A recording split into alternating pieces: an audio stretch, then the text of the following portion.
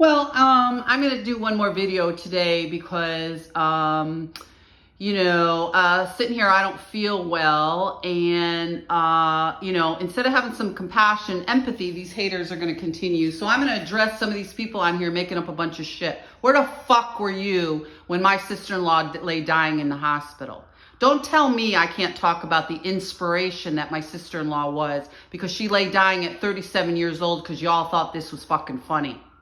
And I talked to some of her family members who said, well, that's old news. No, it's not old news. Renee's an inspiration to me because she was taking the right steps to do the right thing. And this is the problem in dysfunctional families and families that want to look good. Because as soon as somebody does go for help and address some of these issues, right away they're attacked by the mob of haters that you can see on my pages when I start talking about what an inspiration she was. Where the fuck were you all when she lay dying in the hospital? Nobody was around. And I even had to call some of her family members and say, where were you?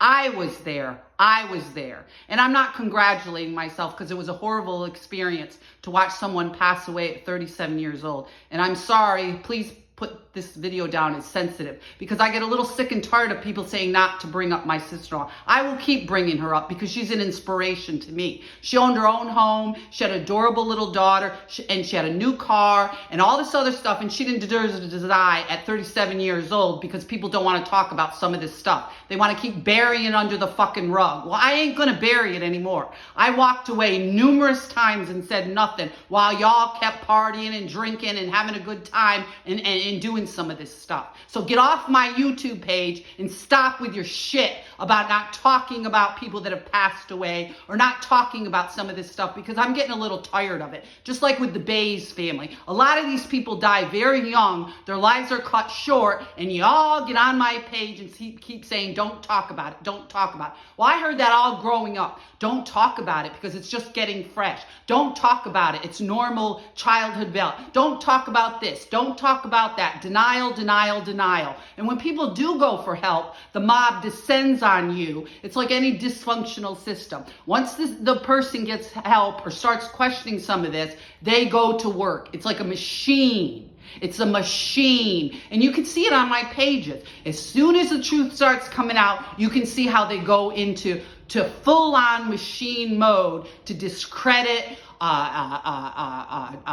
gaslight people, condemn people, refuse people housing, jobs, places in the community. Why? Because you're rattling the whole dynamic, which dysfunctional families are often all connected incestuously.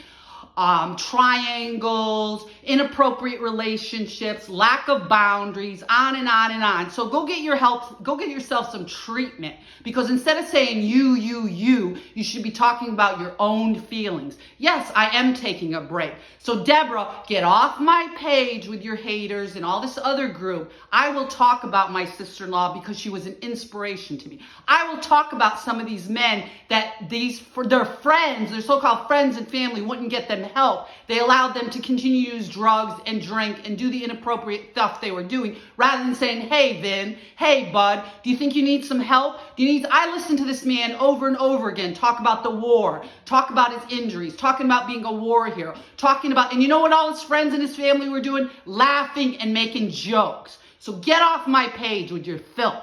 Because if these people would have got treatment a long time ago or got some support or had their friends being decent friends instead of fake friends, they would still maybe be here today. Okay? And I don't want to see any more children or family members or friends or anybody else in the community have to suffer this because you all want to keep burying it under the carpet. And there's been too many deaths in that family and too many other people that fall on drugs or inappropriate behavior because you all go after them like a pack of jackals.